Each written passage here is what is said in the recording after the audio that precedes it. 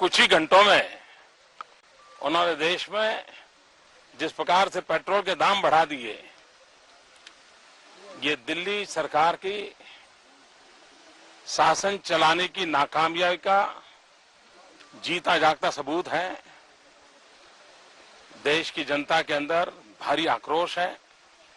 और इसके कारण और भी चीजों पर बहुत बड़ा बोझ होने वाला है, सरकार पर भी बहुत बड़ा बोझ होने वाला है। मैं आशा करूंगा कि प्रधानमंत्री जी देश की स्थिति को गंभीरता से लें और पेट्रोल के दाम बढ़ाए हैं उसको वापस करें।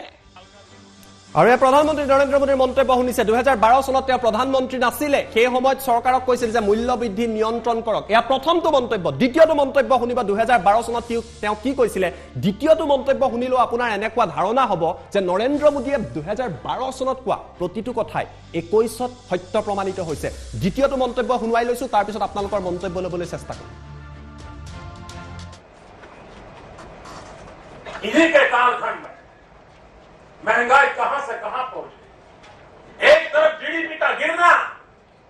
दूसरी तरफ इन्फ्लेशन का बढ़ना। महंगाई बढ़े और वो भी इस हालात से बढ़े और उसमें भी दिल्ली की सरकार हर बार नई तारीख देती रहे। आपने सुना होगा, एक साल पहले हर 3-4 महीने के बाद प्रधानमंत्री जी डेट देते थे, फलानी तारीख के बाद महंगाई कम हो जाएगी, फसल के बाद महंगाई कम हो जाएगी, बजट के बाद महंगाई कम हो जाएगी, दिवाली के बाद महंगाई कम हो जाएगी। यही कहते रहे, देश में सुना है। और जिस दिन मीडिया का मूड कर जाएगा वो पुराने सारे उनके बाइक निकालने करके दिखाएंगे। हर 3 महीने के बाद वो ये काम करते थे। भाइयों बहनों, अब तो 1 साल से महंगाई के विषय पर बोलना ही बंद कर दिया। उन्हें चिंता नहीं है और उन्होंने वादा किया था 100 दिन में महंगाई कम करेंगे। आदरणीय प्रधानमंत्री जी, आप महंगाई कम कर पाओ या न कर पाओ, कम से कम अटल बिहारी वाजपेयी जहां छोड़ के गए थे वहां तो लाकर के रख दो, वहां तो लाकर के रख दो, तब भी गरीब के घर में चूल्हा दे। या नरेंद्र मोदीर 2012 চনত মন্তব্য। তেওঁ কৈছিলে মিডিয়াই পুৰণা বাইটবিলাক উলিয়াই দেখুৱাই দিব যাতে প্ৰধানমন্ত্ৰীয়ে গম পায়। আৰু অটল বিহাৰী বাজপেয়ী চৰকাৰে সেই মুহূৰ্তত যিমানত এৰি থৈ আহিছিলে, অন্তত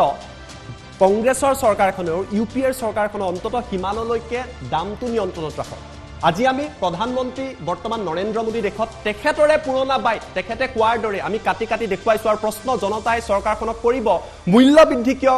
নিয়ন্ত্ৰণ কৰিব পৰা নাই, জিডিপি কিয় আজি কমি গৈছে, পেট্ৰল ডিজেলৰ দাম কিয় বৃদ্ধি পাইছে, বজাৰত কিয় জুই চাই দাম, এই মন্তব্য দেখুৱাইছো। কিন্তু 2014 নিৰ্বাচনৰ পূৰ্বে স্বামী ৰামদেৱে বিজেপিৰ হৈ কেম্পেইন কৰিছিলে। বিভিন্ন অনুষ্ঠানত তেওঁ বিজেপিক ভোট দিবলৈ কৈছিলে, কলা ধন অনাৰ কথা কৈছিলে আৰু কৈছিলে যে আপোনালোকে 35 টকা পেট্ৰল ডিজেলৰ মূল্য কৰিব পৰা চৰকাৰক ভোট দিব নে 70-80 টকা পেট্ৰল ডিজেলৰ মূল্য কৰা চৰকাৰক ভোট দিব। স্বামী ৰামদেৱে ইণ্ডিয়া টিভিৰ ৰজত শৰ্মাৰ এটা বিশেষ অনুষ্ঠানত কি মন্তব্য কৰি ভোট দিবলৈ বিজেপিক আহ্বান জনাইছিলে, সেই মন্তব্যটো আজি পুনৰবাৰ 2021 আপোনালোকক দেখুৱাই ল'ব বিচাৰিছো।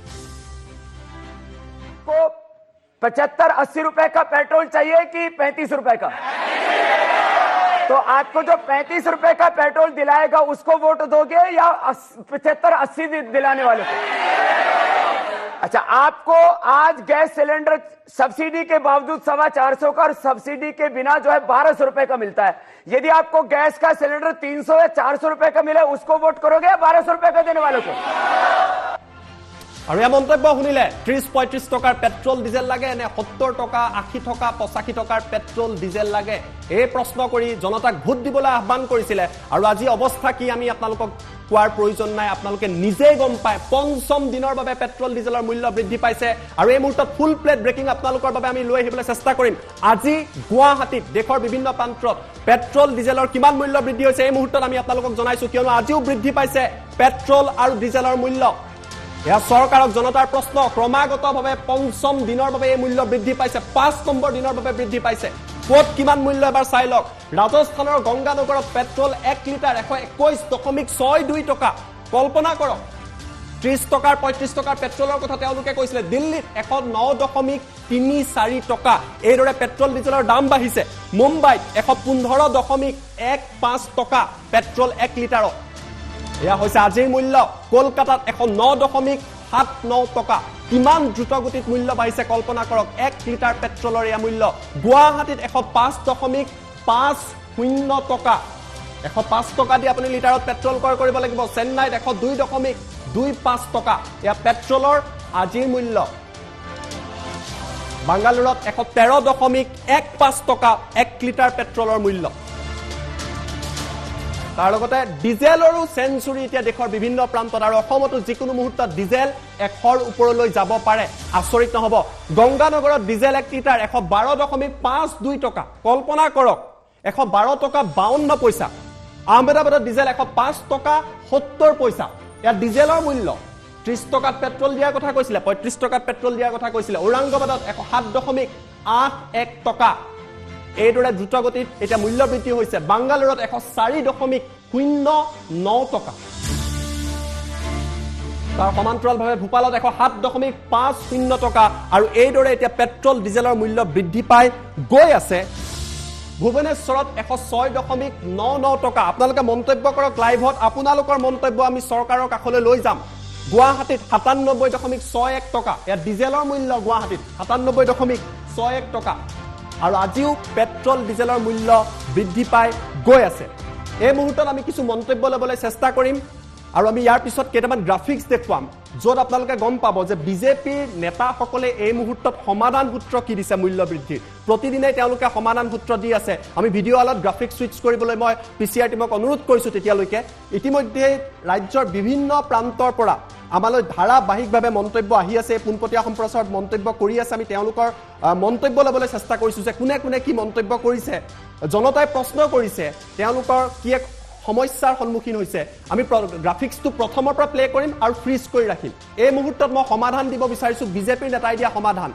মূল্য বৃদ্ধিৰ সমাধান দিছে বিজেপিৰ নেতাই কি কি সমাধান দিছে আমি আপোনালোকক জনাম বিজেপিৰ নেতাই অতুল বৰাই সমাধান দিছে মিঠাতেল নাখাব মিঠাতেলৰ দাম বাঢ়িছে কি কৰক জানি লওক মন্তব্য দেখুৱাম বইল খাওক আপোনালোকে তেওঁ নিজেও বোলে মিঠাতেল নাখায় আৰু আপোনাক মোক আহ্বান জনাইছে মিঠাতেল খোৱাৰ প্ৰয়োজন নাই নিয়ন্ত্ৰণ তেওঁলোকে কৰিব নোৱাৰে বইল খাব দিছে ভৱেশ কলিতাৰ উদ্ভাৱন সাইকেল চলাই যাওক তেলৰ দাম বাঢ়িছে সাইকেল চলাওক খুজকাঢ়ি যাওক এখন বাইকত 3 জন উঠক বিজেপিৰ সভাপতিৰ এয়া সলিউশন এয়া বিজেপিৰ জয়ন্ত মল্ল বৰুৱাই দুদিন আগতে কৈছে 20-30 বছৰৰ ভুলৰ বাবে এতিয়া দাম বাঢ়িছে অৰ্থাৎ চৰকাৰৰ এতিয়া কৰিবলগীয়া নাই আগতে কৰা ভুলৰ বাবে ৰামেশ্বৰ তেলিয়ে কৈছে ফ্ৰী ভেকচিন আপোনাক মোক দিছে তাৰ বাবে পেট্ৰল ডিজেলৰ মূল্য বৃদ্ধি পাইছে এয়া বিজেপিৰ নেতাৰ আপোনাৰ মোক দিয়া সমাধান মূল্য বৃদ্ধিৰ বাবে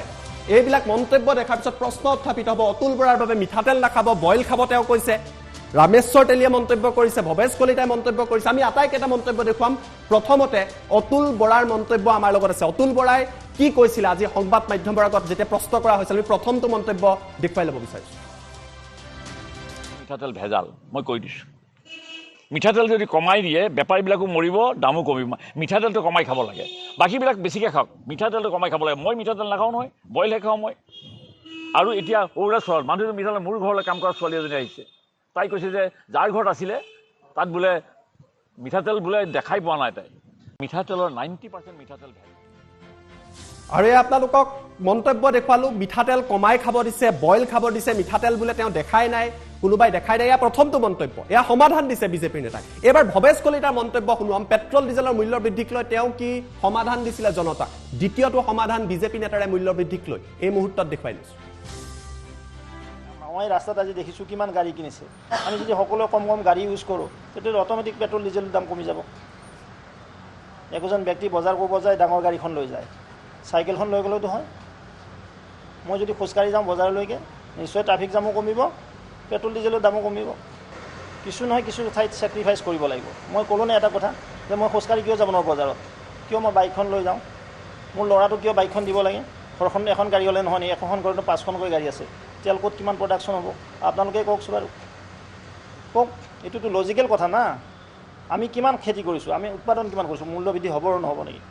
আমাৰ কনজামশ্যনটো যেতিয়া বৃদ্ধি হ'ব শুনক যোগান আৰু ডিমাণ্ড আৰু যোগান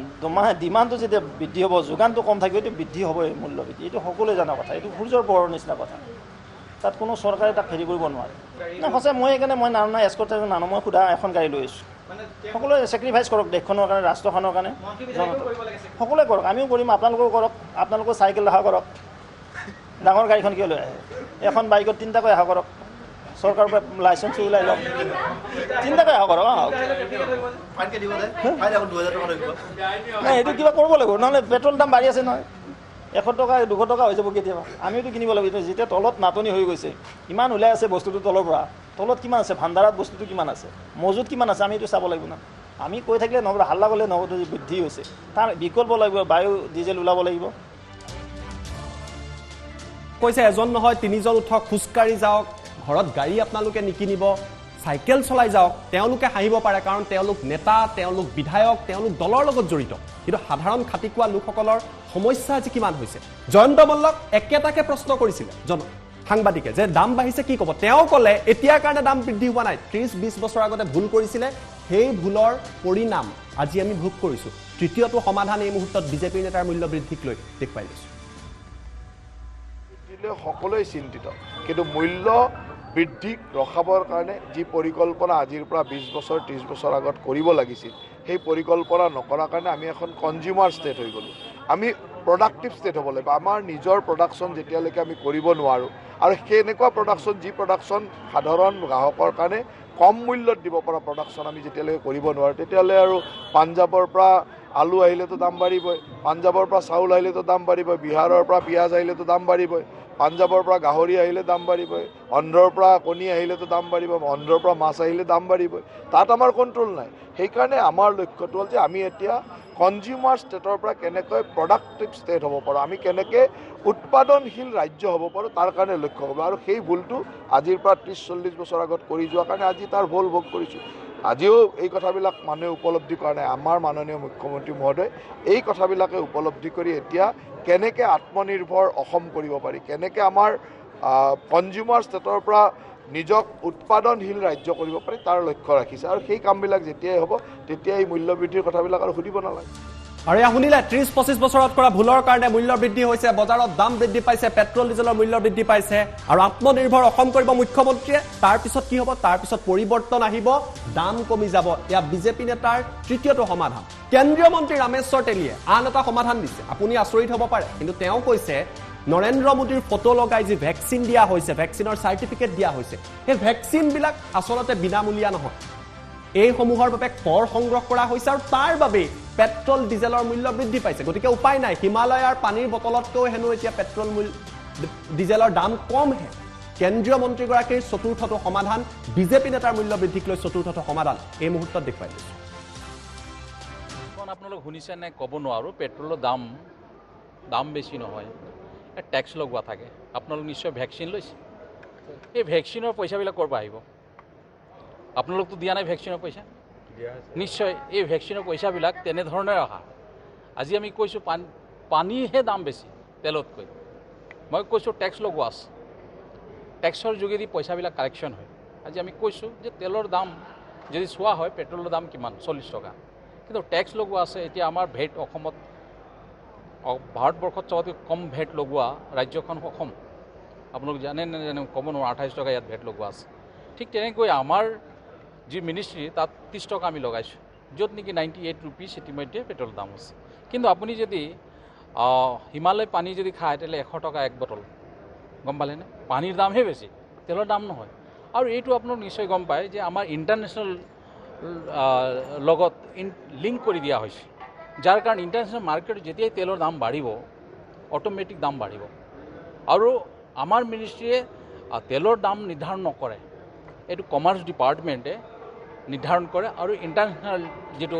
লিংক কৰি দিয়া হৈছে ইণ্টাৰনেশ্যনেল যদি তেলৰ দাম বাঢ়িব অট'মেটিক বাঢ়িব ইণ্টাৰনেশ্যনেল মাৰ্কেটত যদি ডাউন হয় আমি আপোনালোকক দেখুৱালো এয়া কেন্দ্ৰীয় মন্ত্ৰী ৰামেশ্বৰ তেলীৰ মন্তব্য হিমালয়া পানী বটলৰ দাম 100 টকা হয়তো অসমৰ সাধাৰণ জনতাই হিমালয়া বটলৰ পানী খায় নে নাখায় সেয়া আমি নাজানো 100 টকা দি তেওঁলোকে ক্ৰয় কৰিব পাৰে নে নোৱাৰে আমি নাজানো কিন্তু পেট্ৰল ডিজেলৰ দাম বৃদ্ধি পাইছে আৰু 2012 চনত নৰেন্দ্ৰ মোদীয়ে কি কৈছিলে পুনৰবাৰ আমি মনত পেলাই দিব বিচাৰিছো আমি গ্ৰাফিক্সৰ সহায়ত 2012 চনত তেওঁ প্ৰধানমন্ত্ৰী নাছিলে, তেতিয়া কি কৈছিলে? সমালোচনা কৰিছিলে তেতিয়াৰ প্ৰধানমন্ত্ৰী মনমোহন সিঙক। নৰেন্দ্ৰ মোদীয়ে কৈছিলে পেট্ৰল ডিজেলৰ মূল্য বৃদ্ধি চৰকাৰৰ বিফলতা। আমাৰ প্ৰশ্ন, এতিয়া যি বৃদ্ধি পাইছে চৰকাৰৰ বিফলতা হয় নে নহয়? দৰিদ্ৰ লোকৰ ওপৰত ই এক মাধমাৰ। এই মুহূৰ্তত যেতিয়া বৃদ্ধি পাইছে ই মাধমাৰ হয় নে নহয়? 10 বছৰৰ পিছত নৰেন্দ্ৰ মোদীৰ কথা সঁচা হৈছে। সংবাদ মাধ্যমে প্ৰধানমন্ত্ৰীৰ বিফলতা উদঙাই দিছে, বাইটবিলাক কাটি কাটি দেখুৱাইছে। আজি আমি নৰেন্দ্ৰ মোদীৰো বাইট দেখুৱাইছো। এইদৰে ইউপিএ চৰকাৰক সমালোচনা কৰিছিলে।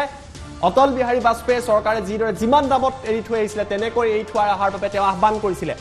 অৱশ্যে ইয়াৰ মাজতে নৰেন্দ্ৰ মোদীয়ে প্ৰধানমন্ত্ৰী হোৱাৰ পিছত ক্ৰেডিটো লৈছিলে। মোদীৰ তৃতীয়টো মন্তব্য আমি দেখুওৱা নাছিলো, এই মুহূৰ্তত দেখুৱাম। মোদী বাইট 3 বুলি আমাৰ লগত আছে, য'ত তেওঁ কৈছে যে পেট্ৰল ডিজেলৰ দাম কমিছে, ইয়াৰ ক্ৰেডিট কোনে ল'ব? কিন্তু দাম যেতিয়া বাঢ়ে তাৰো ক্ৰেডিট কোনে ল'ব? এই প্ৰশ্নটো থাকি যাব। জনতালৈ এৰি দিছো, জনতাই বিচাৰ কৰিব। এই মুহূৰ্তত নৰেন্দ্ৰ মোদীৰ 2015 চনৰ এটা মন্তব্য আছে, সেই মন্তব্যটো তেওঁ প্ৰধানমন্ত্ৰী হোৱাৰ পিছত কৈছিলে। কি মন্তব্য দেখুৱাই? कम हुए कि नहीं हुए? डीजल के दाम कम हुए कि नहीं हुए? आपका फायदा हुआ कि नहीं हुआ? अगर मोदी का नसीब देश की जनता के काम आता है तो इससे बढ़िया नसीब की बात क्या होती है? पेट्रोल के दाम कम हुए कि नहीं हुए? डीजल के दाम कम हुए कि नहीं हुए? आपका फायदा हुआ कि नहीं हुआ? अगर मोदी का नसीब देश की जनता के काम आता है तो इससे बढ़िया नसीब की बात क्या होती है?